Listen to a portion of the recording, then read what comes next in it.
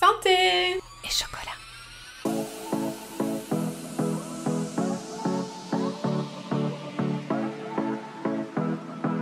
Bonjour et bienvenue dans Santé et chocolat, le podcast qui sème les graines d'une vie plus saine tout en gourmandise, où j'aborderai avec vous la nutrition selon une approche métabolique et holistique.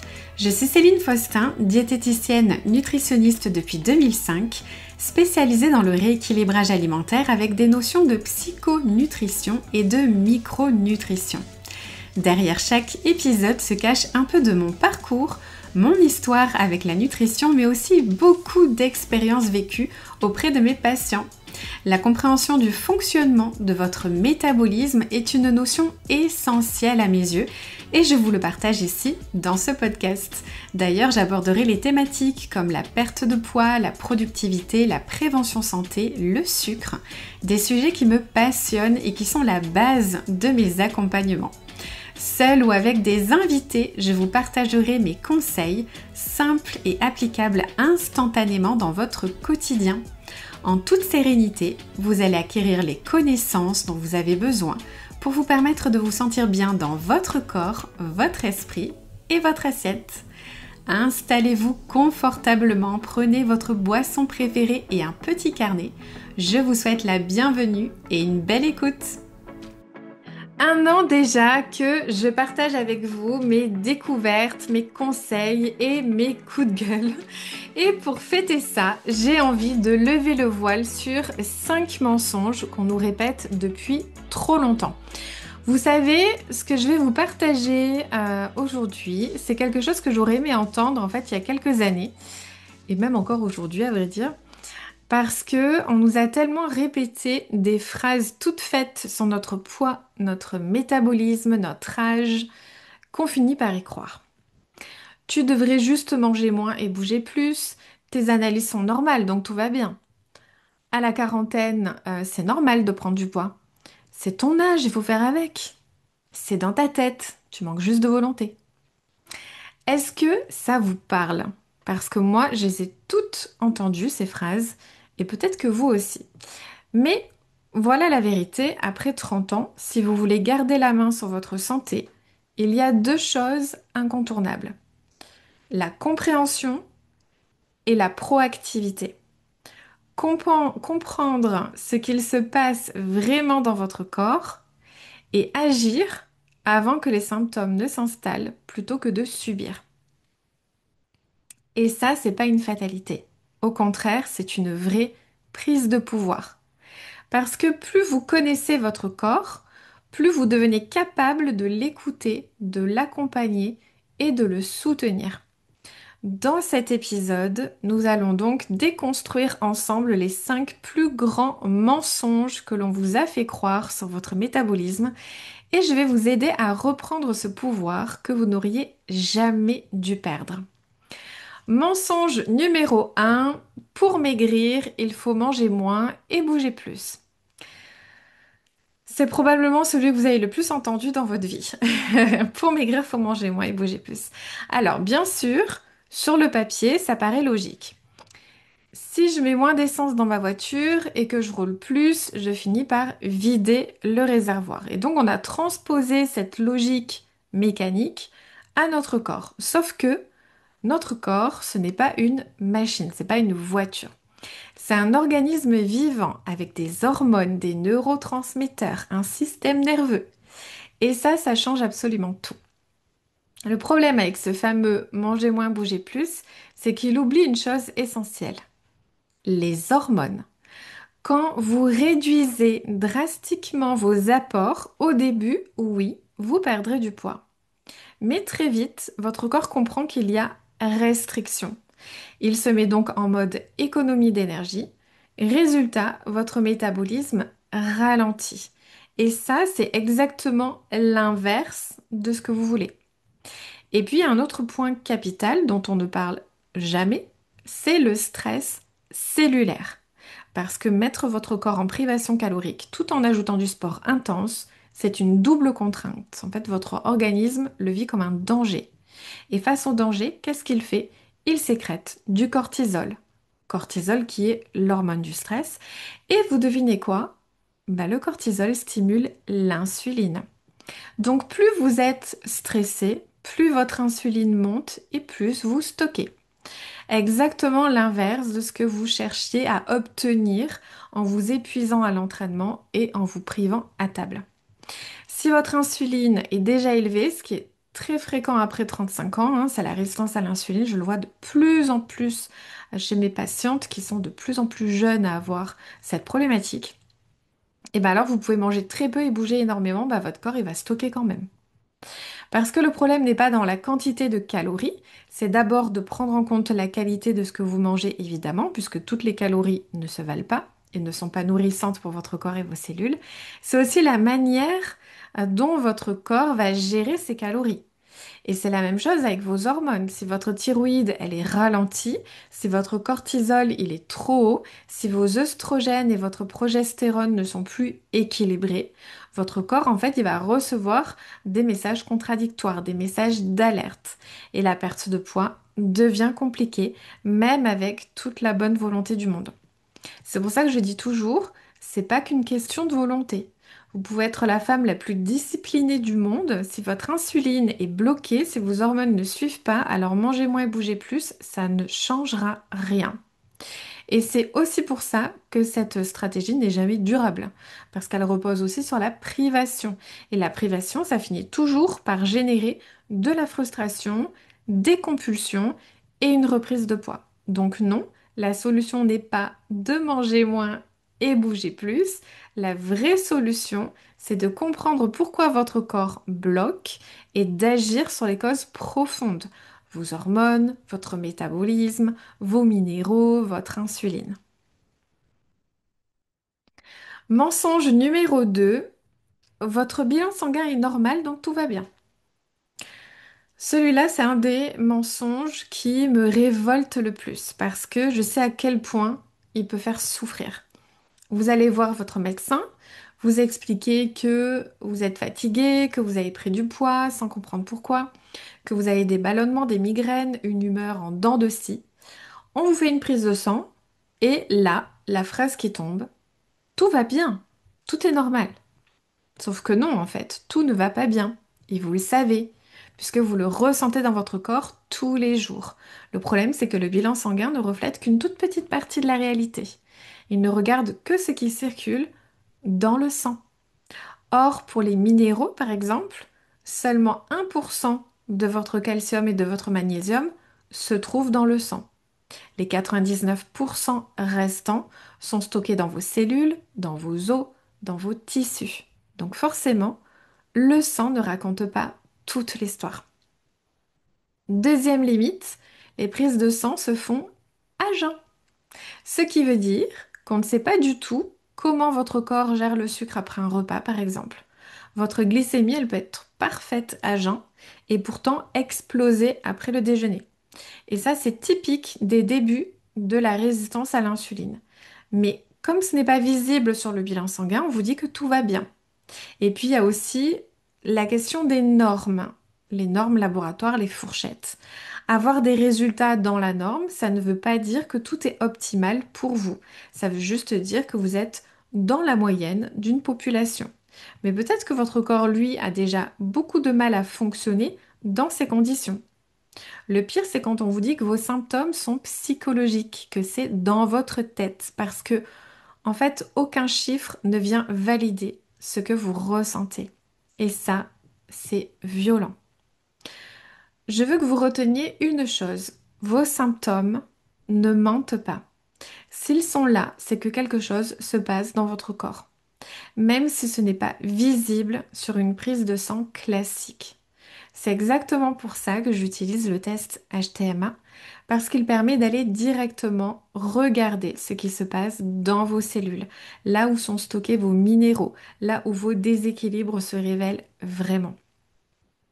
Donc la prochaine fois qu'on vous dit tout va bien, vos analyses sont normales, rappelez-vous que ce n'est pas forcément toute la vérité.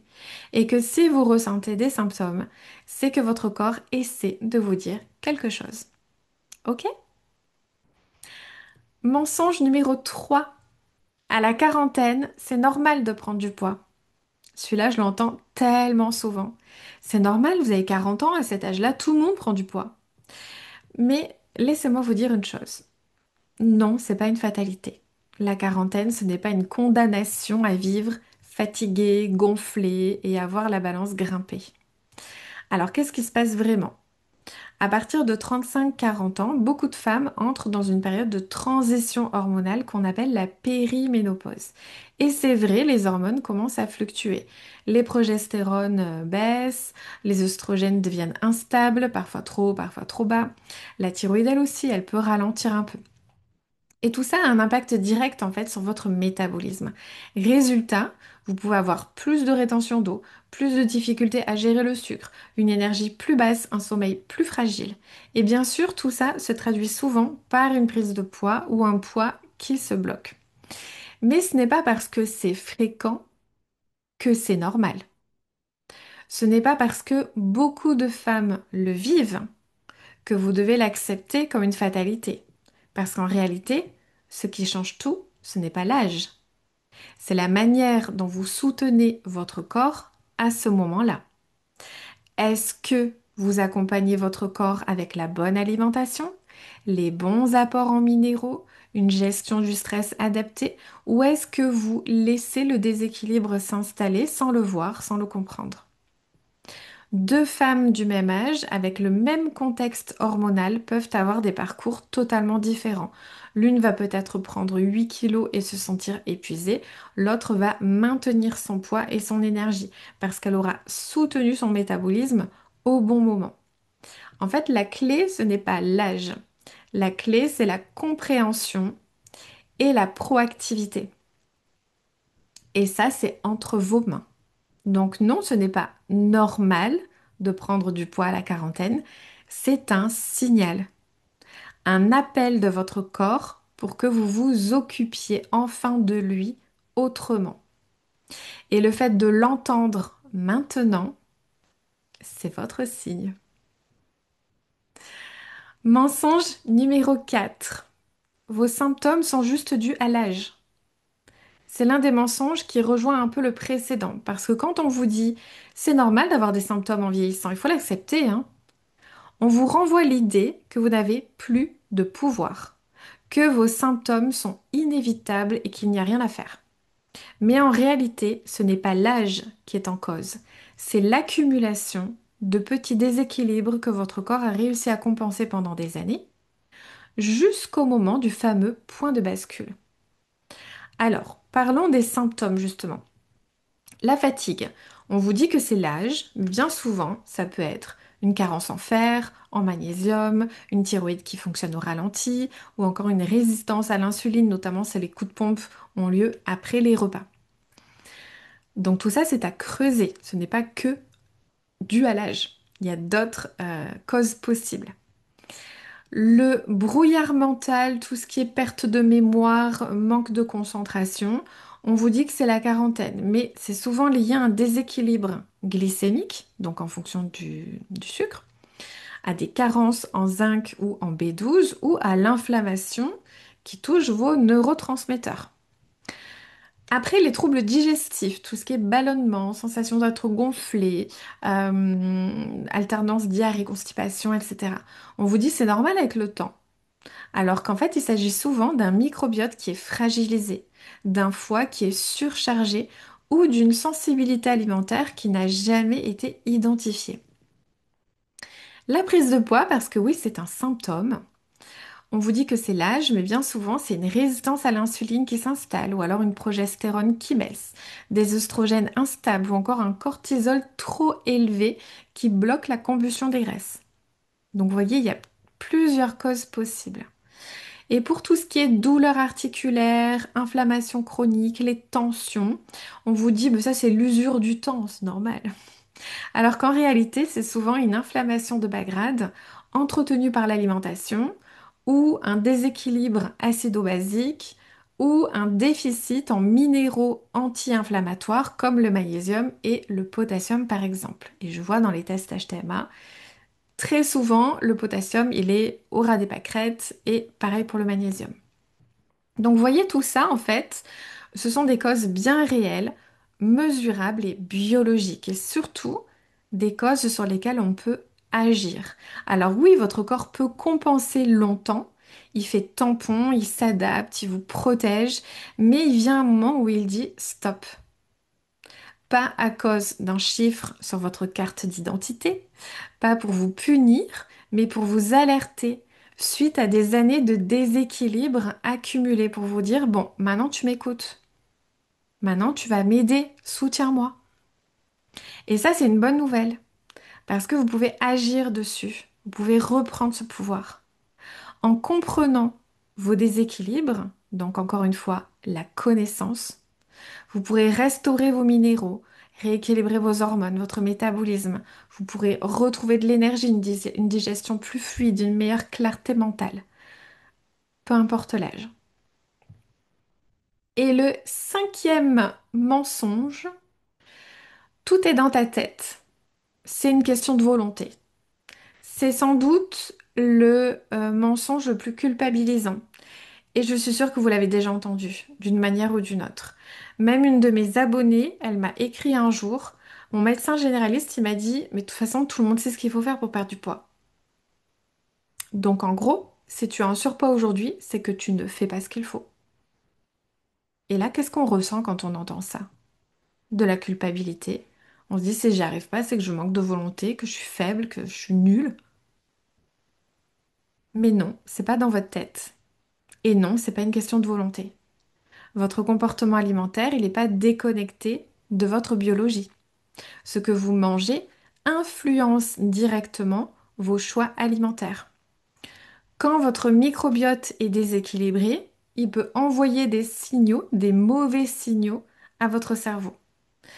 Certains types de bactéries adorent le sucre, par exemple. Elles peuvent déclencher chez vous des envies irrépressibles de sucre. Et c'est pas de la faiblesse, c'est un signal biologique.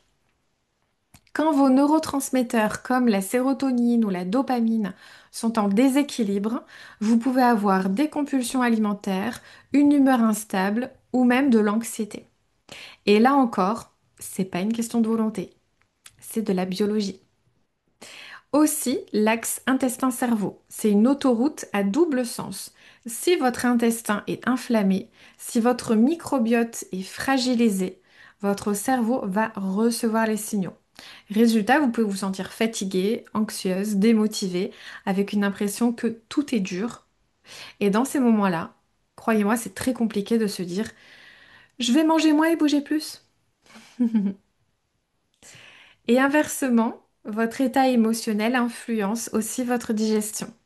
Le stress chronique, par exemple, va modifier votre transit, augmenter votre perméabilité intestinale, perturber vos hormones de la satiété.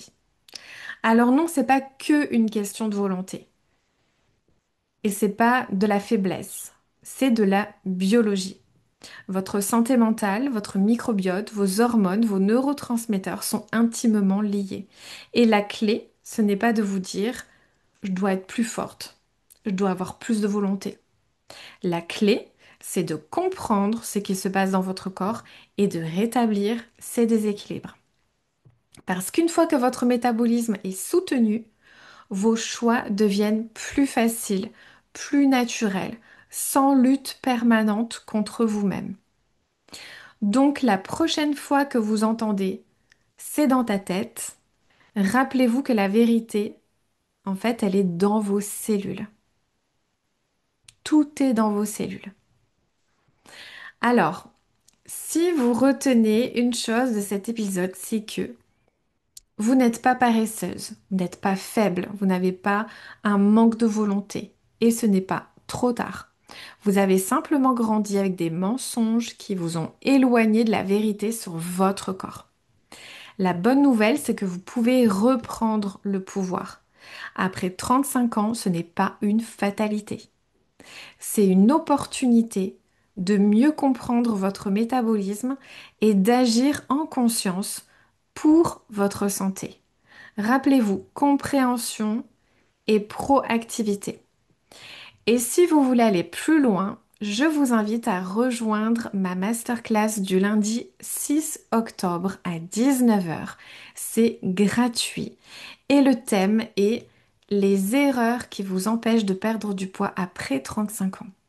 On va creuser ensemble tout ce que je vous ai partagé aujourd'hui, mais en plus concret, avec des clés pratiques que vous pourrez appliquer directement dans votre quotidien. Je vous montrerai même euh, comment j'analyse un test HTMA.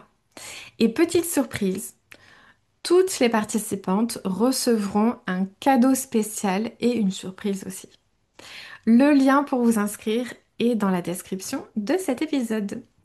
Donc on arrive à la fin de cet épisode. Je vous retrouverai avec grand plaisir dans un prochain épisode. En attendant, si l'épisode du jour vous a plu, s'il vous a inspiré et motivé à prendre soin de vous dans votre quotidien, n'hésitez pas à le partager autour de vous, ainsi qu'à laisser une jolie note et un avis si vous souhaitez soutenir le podcast. À très vite!